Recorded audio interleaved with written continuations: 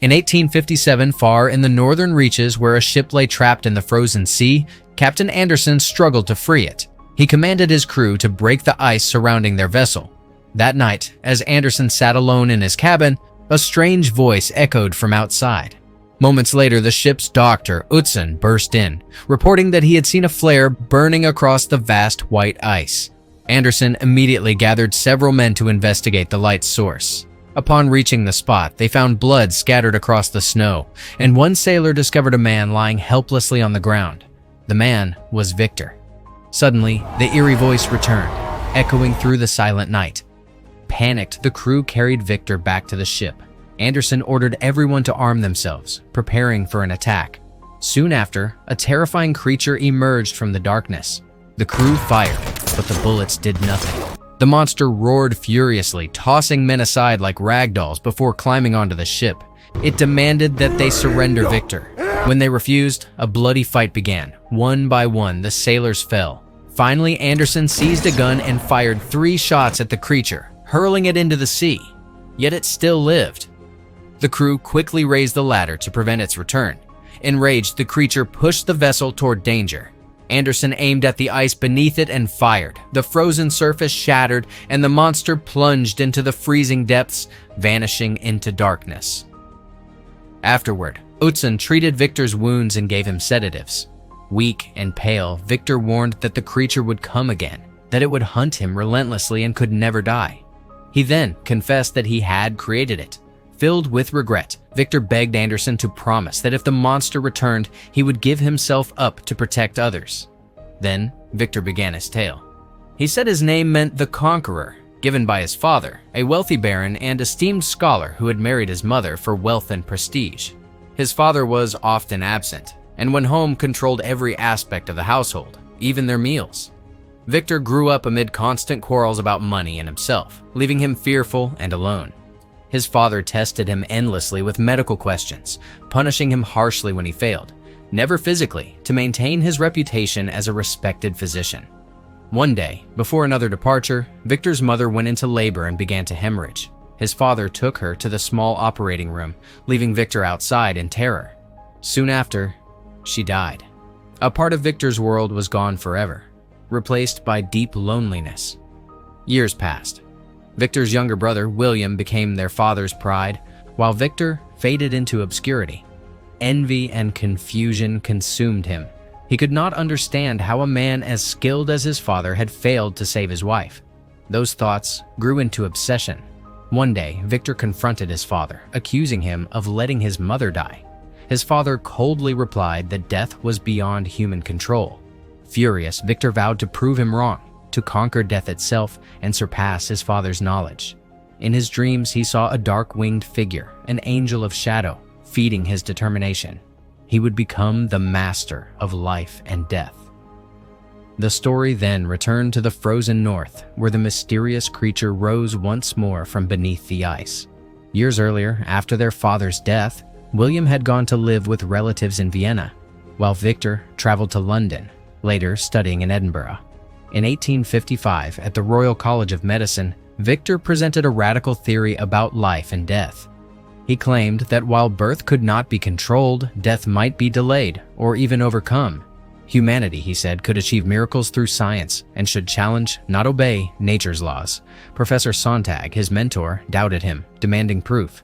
In response, Victor revealed a corpse, its arm replaced with that of a carpenter, and demonstrated his experiment. With meticulous skill, he joined every muscle and tendon and nerve, connecting a special device. Before a room of astonished scientists, the body moved. Victor explained it responded to an electrical current. Outraged, Sontag condemned the experiment as immoral. To prove him wrong, Victor threw a ball toward the body, and to everyone's shock, it caught it. Smiling, Victor said, its brain decided to catch it. Still, Sontag dismissed the experiment as unnatural. That night, frustrated yet proud, Victor wandered through Edinburgh's streets where he met Hendrik Harman, a relative of William's. Hendrik told him William was soon to marry their niece, Elizabeth, and praised Victor's brilliance, though he warned that ambition could destroy him. He invited Victor to stay for 3 days, promising to show him something that might change his destiny. Victor agreed, bringing his research notes. Hendrik revealed his own knowledge of medicine and technology. Once a military doctor, he now ran an ammunition factory and maintained a private lab filled with peculiar devices. He demonstrated resin-based preservation methods that displayed the human circulatory system in detail. Hendrik offered Victor full access to his resources on one condition. One day, Victor would owe him a favor. Victor politely said he would consider it and left.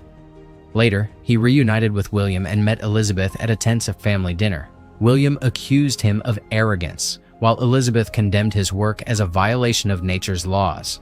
When the others left, Elizabeth told Victor that soldiers fought and died for honor, not for power over life, and then walked away. Victor's health declined as unrest spread outside the city. Meanwhile, far away, the creature, his future creation, watched the frozen ship from a distance. Weeks later, Hendrik invited Victor and William to a castle on the Danube, promising full support for Victor's research in exchange for partnership. Victor accepted. Using the bodies of executed criminals, he began collecting organs for his experiments. Public hangings provided endless material. Horrified, Elizabeth turned to the church for comfort, unaware that Victor, disguised as a priest, overheard her confession. She called him cruel and manipulative, but before leaving, revealed she knew he was there. At a later gathering, Victor and Elizabeth spoke of science and nature under the moonlight, rekindling a brief warmth between them. But soon, Victor returned to his work, obsessed with reanimating dead flesh. When progress stalled, Hendrik grew impatient and threatened to end the project within a week. Days later, Elizabeth visited the lab, confessing she felt a strange connection with Victor. Before they could kiss, she reminded him that humans have free will, unlike creatures created without choice, and left. Desperate and exhausted, Victor nearly abandoned his work, until sudden inspiration struck. He placed a battery near the lymphatic system of a corpse, and the body moved. Overjoyed, he realized he had found the key to life itself. Victor and Hendrik began gathering fallen soldiers' bodies for further tests. The lab became a grotesque chamber of death. During a violent storm, as lightning flashed, Victor prepared his final experiment. Hendrik, gravely ill, begged Victor to transfer his consciousness into the new body, but Victor refused. It was impossible. Enraged, Hendrik sabotaged the tower, fell, and died. Ignoring his death, Victor continued. Lightning struck, electricity surged, and the creature lived. It rose before him, mimicking his gestures like a child. "I am Victor," he said. And the creature repeated his name. Victor embraced his creation and showed it the world beneath the castle. He cared for it like a father, though fear soon took root. The creature learned quickly, but could only echo Victor's name. When William and Elizabeth visited, she discovered the creature imprisoned and pitied it. But Victor, consumed by jealousy and rage, blamed it for ruining his life. He set the laboratory ablaze and fled as the creature screamed his name. Trapped in flames, it broke free and was swept away by the river. It wandered alone through forests and ruins, hiding from mankind. In one remote cabin, it secretly aided a blind old man and his family until fear and misunderstanding ended in tragedy. Grief-stricken, the creature returned to the castle's ruins.